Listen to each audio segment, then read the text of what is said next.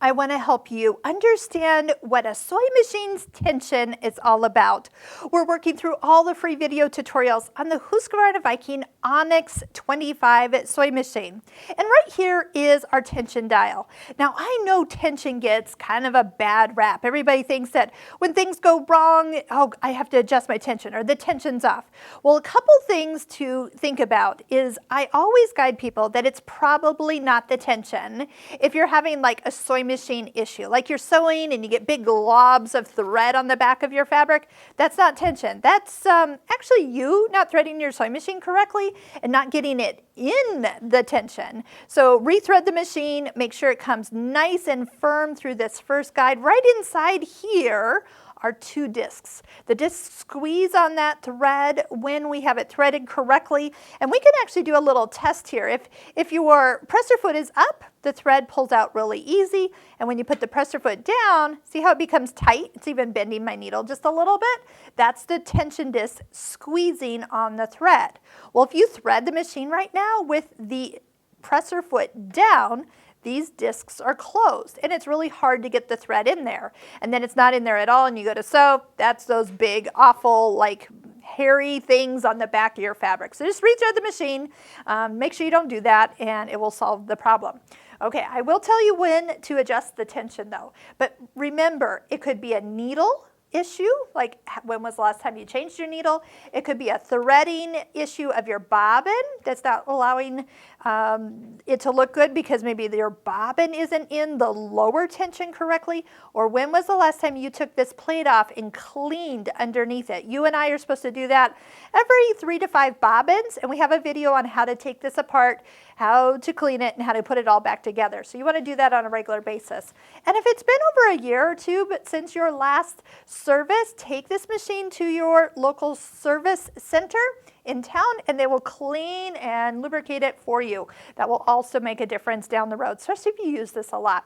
Okay, when do I actually adjust tension? So do you notice that it has kind of a mark between 3, 4, and 5. So if somebody comes to your room and has been helping you and they have adjusted all your dials, including this one, and you're seeing that it's nowhere close to the middle range, all you need to do, don't get mad at anybody, is just put it back to the middle. Okay, 3, 4, and 5. 4 is kind of where normal is. When you are using good quality thread in your needle and the same thread in your bobbin, the balance of the tension will be correct. Meaning when you sew a straight stitch, it will look the same on the front as it does on the back.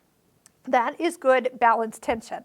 When I adjust tension, it's usually because I put something crazy, like right now I actually have variegated thread in my needle, and do you see that pink bobbin down there? I've got something, a totally different brand of thread, so it's a different weight in my bobbin. That means that these two threads, one is going to be a little bit more stronger than the other, and it'll either pull my threads from the top down, or maybe if my top one is stronger, it's going to pull my bobbin thread up. So if you've ever seen, like right now I'm doing some decorative stitches, and I see that all my pretty thread is on top, and I'm going to flip it over here.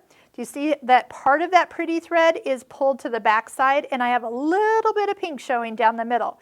That is perfect tension for decorative work, meaning it's pulled everything to this back so the top looks its best.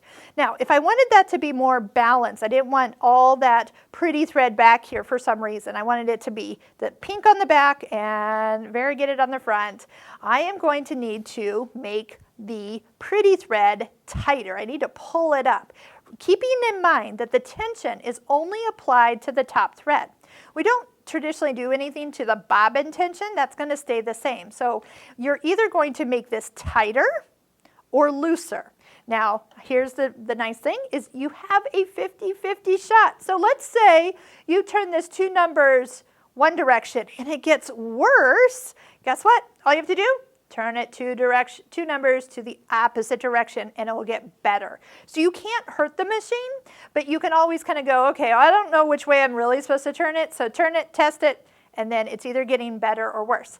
Now, did you notice I said turn it 2 numbers? So if you're just at 4 and you just turn it just a little bit to 5, you're probably not going to see the difference.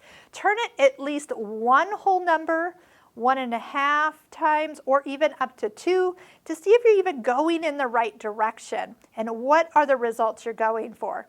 When we do some free motion quilting coming up, we're going to adjust this, and it's going to take more than just a little scooch of this dial for it to actually change much. So just keep that in mind. If you want to see some changes, go a whole number or 2 numbers, and then always know that you can always kind of come back to the beginning. If you don't want to have to judge or change your tension much, make sure you're using good quality sewing thread and put the same thread that you have in the needle on that bobbin, because those are going to be like balanced.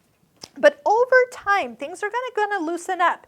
Just like when you take your car in for an oil change, you know, you come out of that and it's like a little tighter, like the brakes are a little like, oh yeah, the brakes are tightened a little bit, maybe the steering wheel's a little tighter. Everything becomes just like a little bit more fine-tuned. And so things do get looser as you use them. So the more you use this sewing machine, over time, things need to be tightened back up. So that's why we talk about having your machine serviced every year. If it's been 2 years, you're pushing it, especially if you do a lot of sewing. But keep that in mind that over time, things need to be tightened up, including internally these tension areas here. And they'll also do that tension for the bobbin case. It's a little easier for them to do it than for me to teach you how to do it, so we just let them do it. But you can always control how your stitch is going to look by adjusting the tension on the top. But again, make sure good quality thread is being used. If you're unsure, you're having troubles, switch brands of thread and just see if that makes a difference for the way your stitches are coming out. All right, I hope that gave you a good idea about tension. I hope you'll try out some of your decorative stitches and try out some other fun threads that will really give these stitches that are pictured on this dial a whole new meaning, because they look so much better stitched out than just pictured right here. So take the time, check out our video on how to make a stitch book, and then that way well, it's not a whole book you're gonna need. You need just like maybe a piece of fabric or 2 stabilized and stitch out all the stitches that are in this machine. I think you're gonna get inspired. And then again, you can check out the videos on our Stitching Cosmos online course.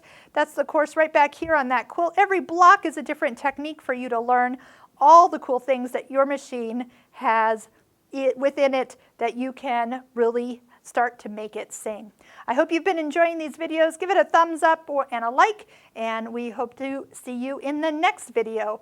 Click on that playlist below. That will jump you back to the beginning so you can start watching all the videos from the start all the way through to the end.